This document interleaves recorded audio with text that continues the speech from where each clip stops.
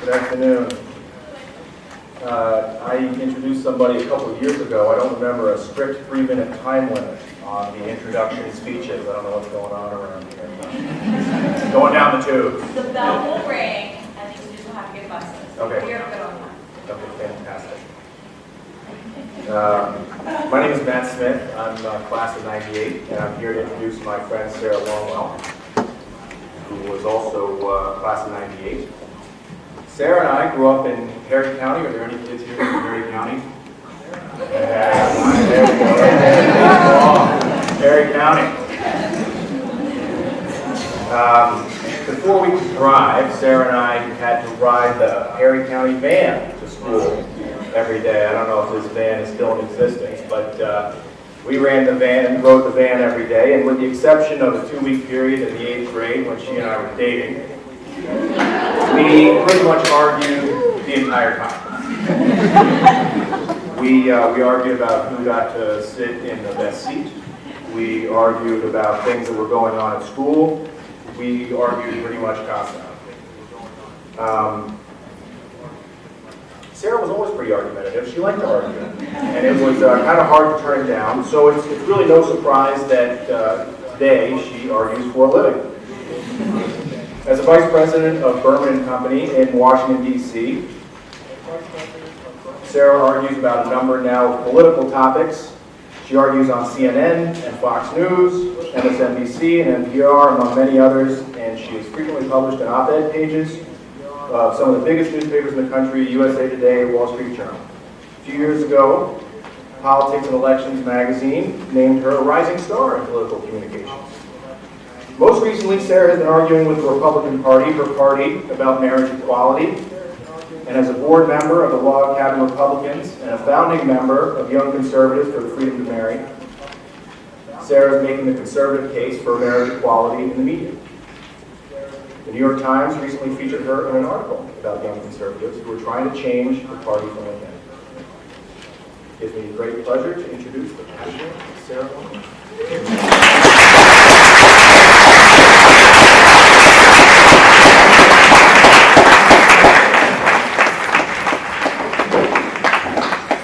I'm also going to wing it. I feel like I did when I was here, when I would show up for class without my homework done. So I'm having my mind blown a little bit because I just saw Miss Smith, who was a teacher when I was here, and I think I actually saw Miss Nazar walk in. Hi. And Gene Serino and Terry Bowie. You know, these guys all have one thing in common.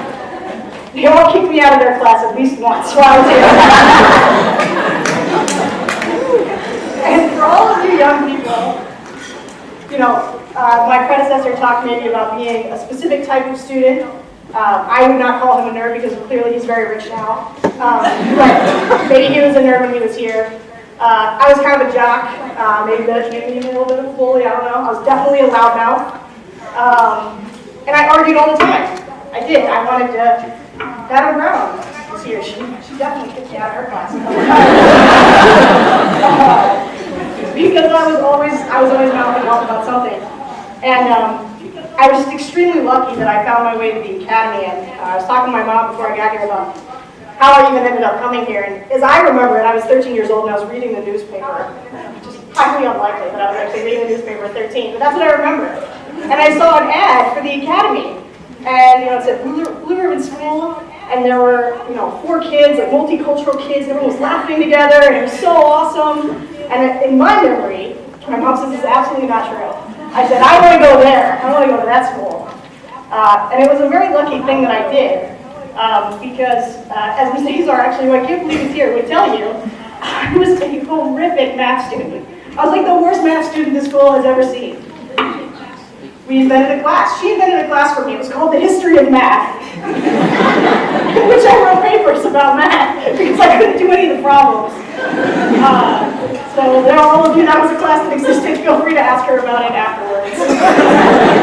But, you know, I don't know if argumentative is on one of the flags, but I really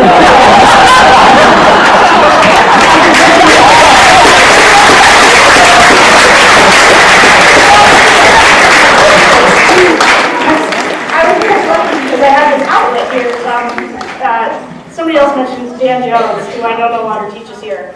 But Dan Jones and Randy St. John and Dr. March and Mrs. Roller and a whole bunch of other teachers, they were in my wheelhouse academically. They were kind of the history, English. Those were the things I could do. It was not mathematical. It didn't require any theories or anything. And Dr. Jones was this like really intimidating guy. He would sit with his chalk and he would hold it like a cigarette. And he was kind of like, he was an older guy, and he would just fight with you all the time. And I would say, I don't agree with that. And he was so much smarter than I was, but I would try to push back. But I never had any information. I was just 17. I was kind of dumb, so I didn't know. I didn't know how to really win an argument with him. Because you're teenagers, you don't know me yet. I promise you. And so I would try, and I wouldn't be able to do it. So I'd have to go home and have to read other stuff so that I could come back in and make arguments with this guy. And he used to get these epic tests, and you'd have this whole semester of classes, and then all of a sudden all you'd have were 2 essay questions, or 1 essay question, and you had to put it all on the test. That was it. You just would get 1 essay question. That'd be all there was. And today, what I do with my life is I go on TV and I make arguments, or I go in front of different congressional legislative bodies and I try to make arguments.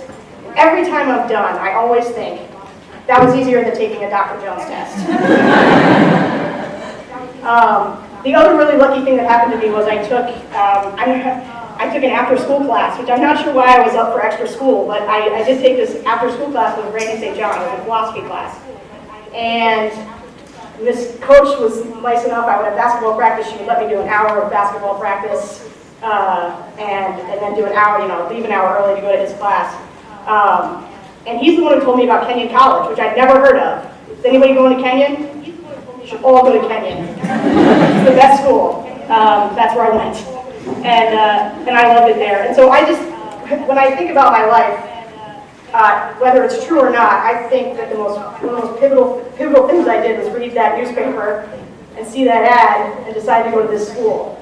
Because it's a school that let me play 3 sports and take the history of math and argue with my history teacher and have all of them support me, throw me out of their classes, let me come back in. And I loved it here. I loved every second of it.